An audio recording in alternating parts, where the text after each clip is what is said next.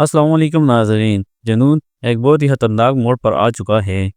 آنے والی ایپیسوڈ میں آپ دیکھیں گے شروز ایمن کے منہ پر ہاتھ رکھ کر اسے کمرے میں گھسیٹتا ہوا لے جاتا ہے، اور اسی دوران ایمن کو یہ بھی یاد آ جاتا ہے کہ اس پر مرڈر اٹیمپٹ کرنے والا راہم نہیں بلکہ شروز تھا۔ اب شروز ایمن کو بہت زیادہ ڈراتا ہے، کیونکہ شروز کو پتہ لگ چکا ہے کہ وہ راہم سے بہت زیادہ محبت کرتی ہے، تو راہم ایمن کی کمزوری بن جائے گا۔ شروز اسے کہتا ہے اگر تم نے اس معاملے میں میرا نام لیا تو میں راہم کو ختم کر دوں گا۔ تو ایمن بہت زیادہ ڈر جاتی ہے اور وہ شروز کی بات مان لیتی ہے۔ دوسری طرف شروز اپنے بابا کو جب یہ خبر سناتا ہے کہ ان کے بند ہوئے پروجیکٹ دوبارہ سے کھل کر جائیں گے تو اس کے بابا بہت زیادہ خوش ہوتے ہیں، اور وہ شروز کو کہتے ہیں ان پروجیکٹ پر راہم نے بہت زیادہ محنت کی ہے اور یہ پروجیکٹ بھی راہم ہی دیکھے گا۔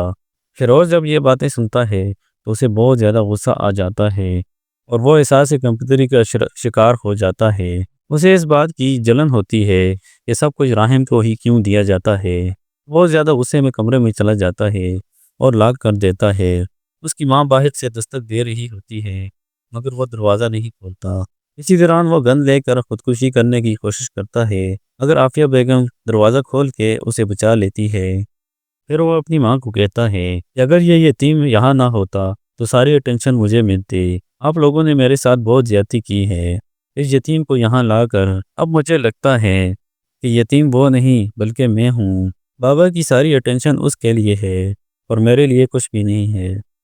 عافیہ بیگم اسے سمجھاتی ہے اور کہتی ہے بیٹا ایسا بالکل بھی نہیں ہے، لیکن اصل میں شروز کے بگڑنے کی اصل وجہ تو عافیہ بیگم ہی ہے۔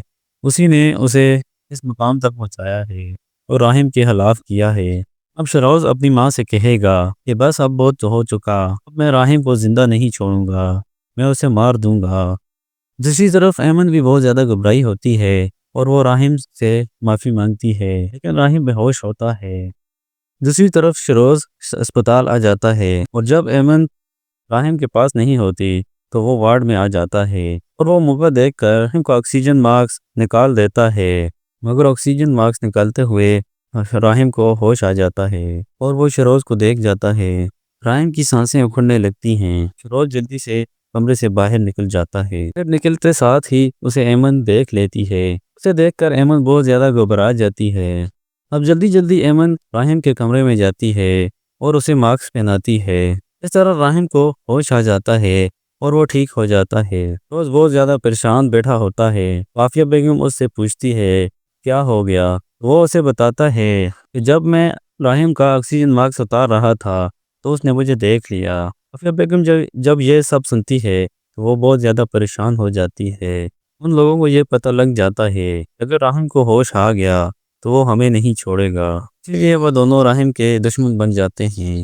تو ناظرین، آپ کی کیا رائے ہے آنے والی ایپیسوڈز کے بارے میں؟ اپنی رائے کا اظہار ضرور کیجیے۔